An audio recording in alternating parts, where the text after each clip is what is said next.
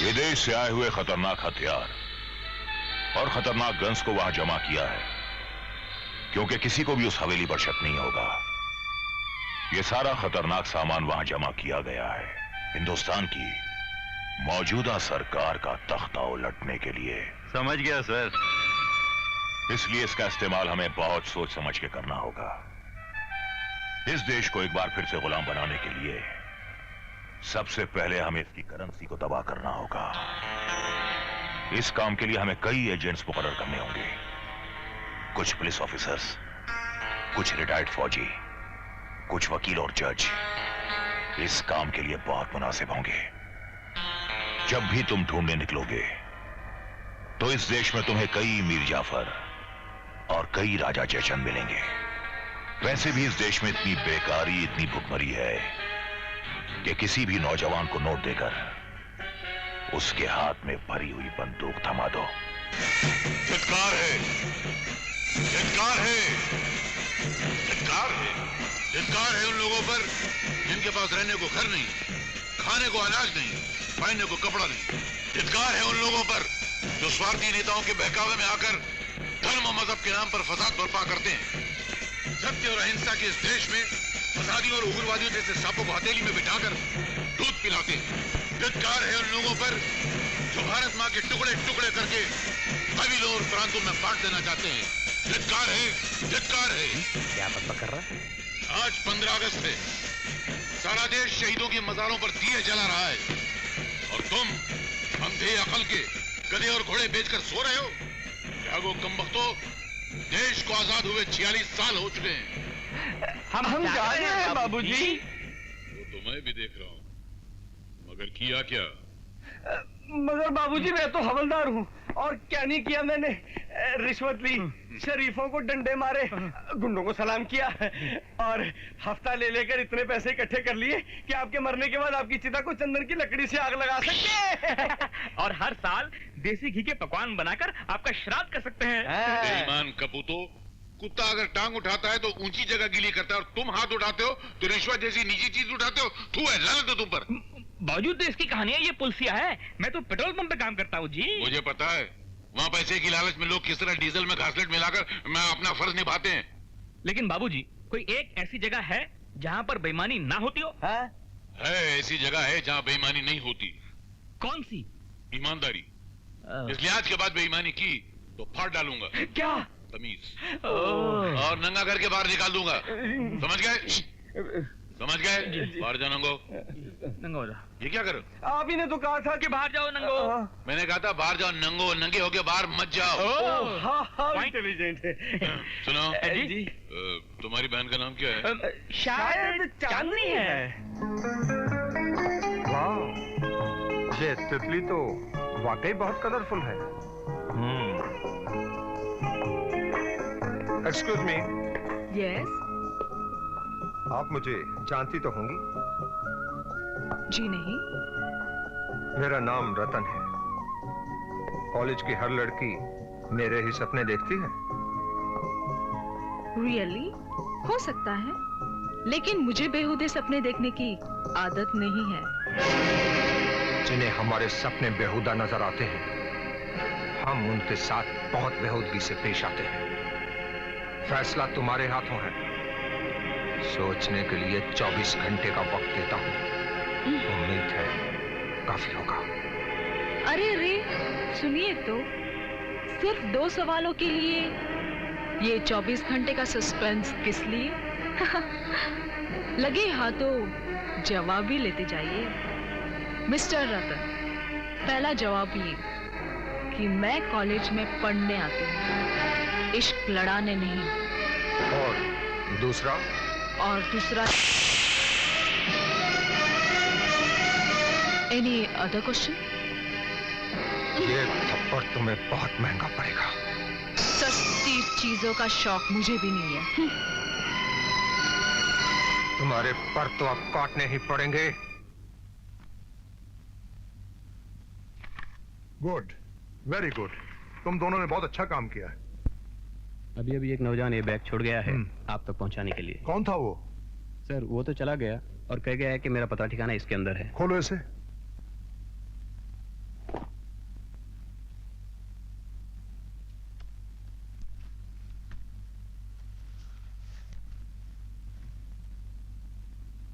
ये bag casino alpha से लूटा हुआ माल है जो मैं सरकार की अमानत समझकर आप तक पहुंचा रहा हूं। साथ ही वादा भी करता हूं बहुत जल्द इन जहर बेचने वाले व्यापारियों को इसी तरह बोरी में बंद करके आपके दरवाजे तक छोड़ जाऊंगा। मैं कौन हूं ये जानने की इच्छा तो आपको जरूर होगी, मगर मेरी मजबूरी है सर कि मैं अभी आपका सामना नहीं कर सकता। फिलहाल मेरी पहचान के लिए इतना काफी है कि मैं एक सच्चे देशभक्त का बेटा हूं। ये वही लड़का है जो बैग दे गया?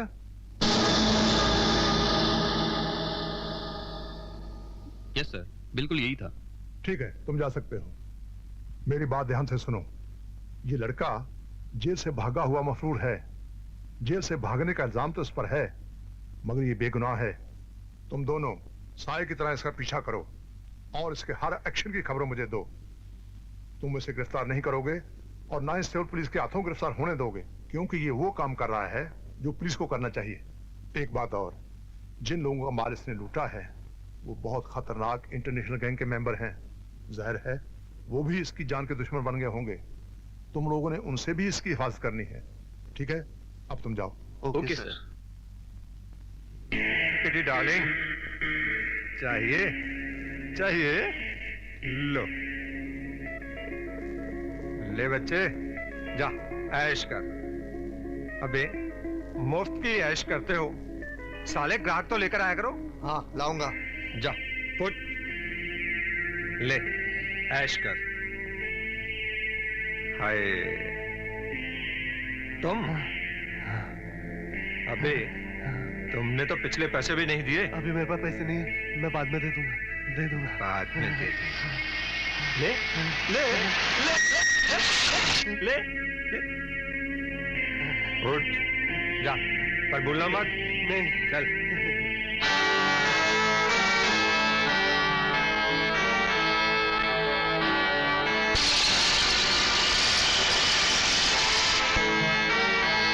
हाय। हेलो, सप्लाई का काम कैसा चल रहा है? शहर के कुछ कॉलेज के लड़के लड़कियों ने तो ड्रग्स लेनी शुरू कर दी है। ये कुछ से काम नहीं चलने वाला। मुझे इस शहर के तमाम लड़के लड़कियों को इस नशे का आदी बनाना है। सुनो, जब तक उन्हें इस नशे की आदत नहीं हो जाती तुम इस जहर को फ्री में बांटो। फ्री में? हाँ।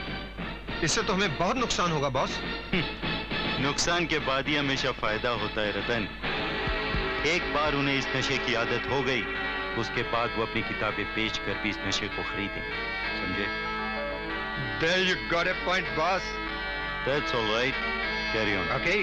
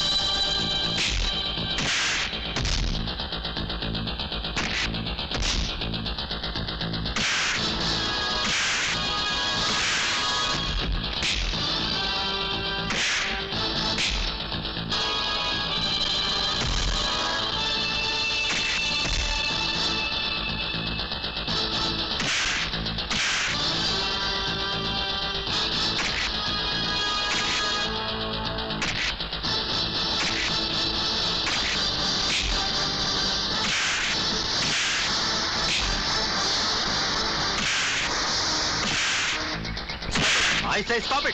रतन, ये सब क्या है? सर, ये बेवजह मेरे गले पड़ रहा है। सर, ये झूठ बोलता है। मैंने इसे कॉलेज के स्टूडेंट्स को ड्रग्स देते पकड़ा है। What? Yes sir. नहीं सर, ये झूठ है। अबे जावे, झूठ है। मुझे पहले भी तुम्हारे खिलाफ शिकायत मिली। अगर ये सच है तो मैं तुम्हें पुलिस के हवाले कर दूंगा। Come to my office. Ji.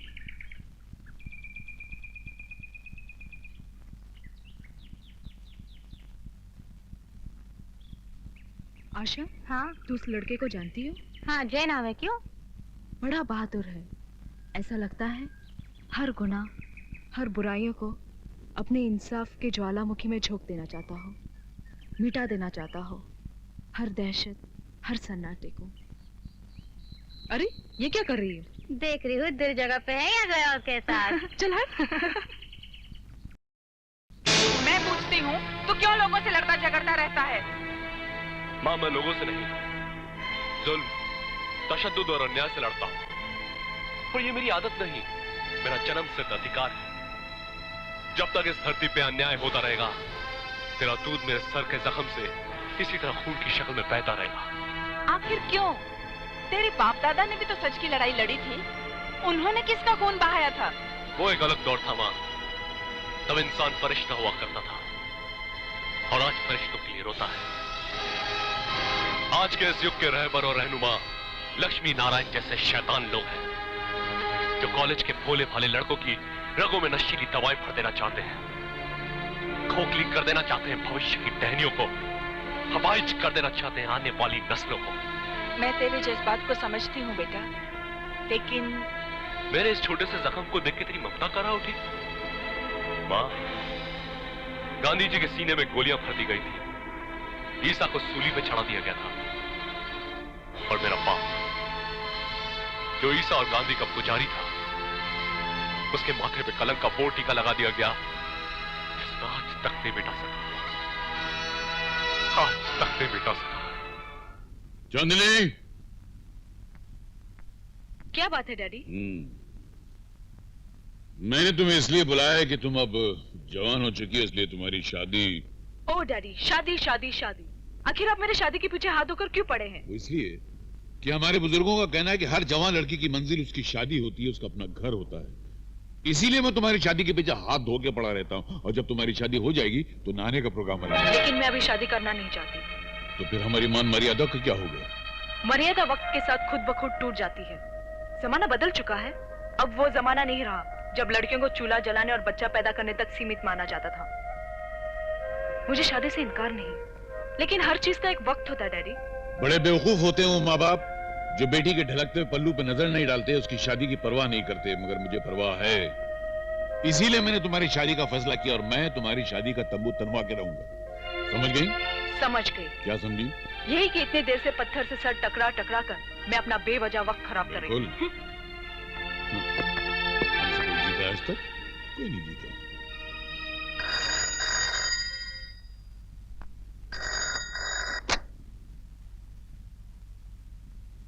Hello. क्यों रे भड़वे, तू अपनी औकात भूल गया क्या? ये मेरा तीसरा फोन है। अगर इस बार तूने रतन को नहीं छोड़ा तो तेरी वर्दी जिसे तू अपना कवच समझ बैठा है, मेमने की खाल की तरह उतार के रख दूंगा, समझा? जी।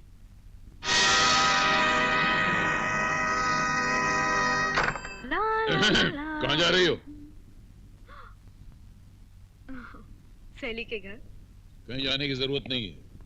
मैंने आज तुम्हें देखने के लिए बहुत सारे लड़कों को यहीं बुलवाया है। लड़के? हाँ। मगर डैडी, मैं अपना पसंद का लड़का देख चुकी हूँ। देख चुकी हो? हाँ, आप देखेंगे तो आप भी खुश हो जाएंगे। अगर खुश नहीं हुआ तो उनकी खाल खिंचवा के उसमें भूसा भरवा के अपने ड्राइंग रूम में जानवरों की तरह टंगवा दूंगा। कब आ रहा है? कल। कितने बजे? हाँ? हम पूछते हैं कितने बजे? 5 बजे। सुनिए। जी? देखिए, मैं जानती हूँ आप मुझे नहीं जानते, लेकिन मैं आपको जानती हूँ। हाँ तो? कुछ नहीं, बस थोड़ी सी मदद चाहती हूँ। आप चाहें तो मेरी जिंदगी बर्बाद होने से बच सकती है। क्या मतलब? मेरे पिताजी मेरी शादी कराना चाहते हैं, लेकिन मैं अभी शादी करना नहीं चाहती। इसलिए मैंने जान छुड़ाने के लिए पिताजी से झूठ बोल दिया कि मैं कॉलेज के एक लड़के से प्यार करती हूँ। लेकिन हकीकत यह है कि मैं किसी से प्यार करती ही नहीं। तो इसमें मैं क्या कर सकता हूँ? कुछ नहीं, बस मेरे प्रेमी होने का नाटक करना पड़ेगा। सॉरी। प्लीज, इतना कठोर मत बनिए, मेरी जिंदगी बर्बाद हो जाएगी।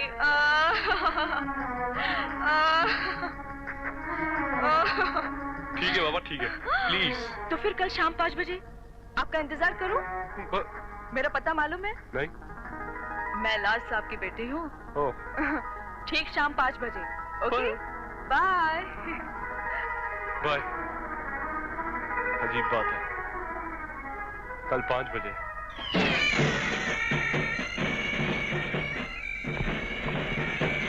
हम पागल हैं? नहीं बाबूजी। बावले हैं? नहीं बाबूजी। फिर आधा घंटे से अपने ही ड्राइंग रूम में हम क्यों कोलू के बैल की तरह टहल रहे हैं? आप टहल नहीं रहे हैं बाबूजी। आप तो इंतजार कर रहे हैं अपने होने वाले दामाद का, पागलों की तरह। बाबूजी कल तो आपकी घड़ी ने 5 बजे ही 5 बजा दिए थे, आज तो बड़ी सुस्त चल रही है।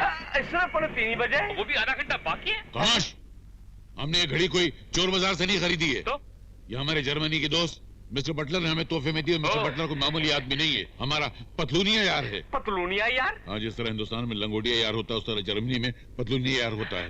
जर्मनी में लंगोटे यार नहीं होता? नहीं, लंगोट सिर्फ हिंदुस्तान में बनती है, जर्मनी में नहीं बनती। ये तुझ में से काय की आवाज आ रही है? मुझमें से नहीं बाबूजी, घंटे की आवाज है, लगता वो आ गया। आ गया? वापिस नहीं जाएगा, जाओ दरवाजा खोलो।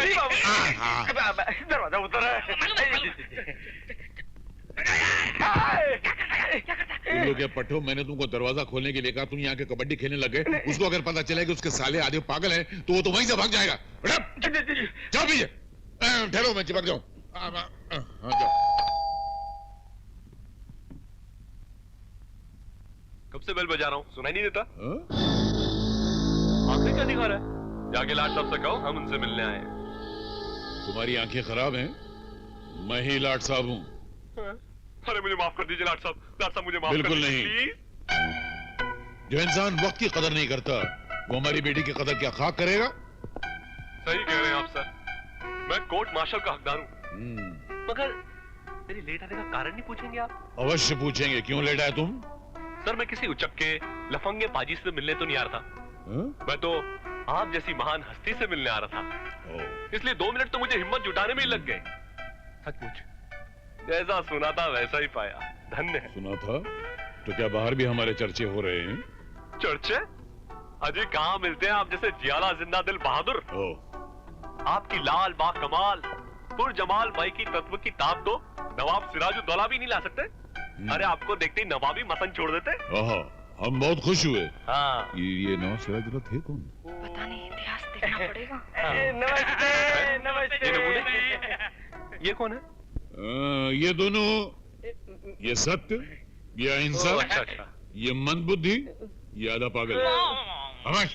खैर मतलब की बात करो, जहेज की तमन्ना तो नहीं ना? जहेज ना मैं लेता हूँ ना देता हूँ, बल्कि उनकी मैयत में भी नहीं जाता हूँ। हम कहाँ थे? मैयत में। मैयत। हाँ, तो चांदनी तुम्हें पसंद है? जी हाँ। हम भी इसी शादी के लिए हाथ धो के पीछे पड़े हुए। जिस दिन की शादी हो जाएगी उस दिन हमने नहाने का प्रोग्राम बनाया हुआ। नहाने का प्रोग्राम? तो आप अभी तक नहाए नहीं क्या? अभी सुबह से बास मार रहे हैं। इतने गंदे बेटों का बाप कभी नहा सकता? उल्लू के पट्टों में गंगा स्नान की बात कर रहा हूँ। डेफिनेटली। हम कहाँ थे? गंगा में। वहाँ क्या कर रहे थे? खामोश। हाँ, तो हमें तुम्हारी पसंद आई। इसके घर वालों का पता चल जाए तो शादी की तैयारी शुरू कराएं। तुम लोगों को इतराज? क्या है? कोर्ट में आओ। आपने इनको पहले क्यों नहीं बताया कि हम दोनों इनके होने वाले साले हैं? हाँ, और इनके होने वाले भाई हैं। भाई। अगर मैं से कह देता कि तुम उसके होने वाले साले होती तो शादी से पहले ही भाग जाता, क्योंकि इतने बेवकूफ भाइयों की बहन से कौन शादी करेगा? मेरा मजाक तो नहीं उड़ा रहे हो? Double intelligent.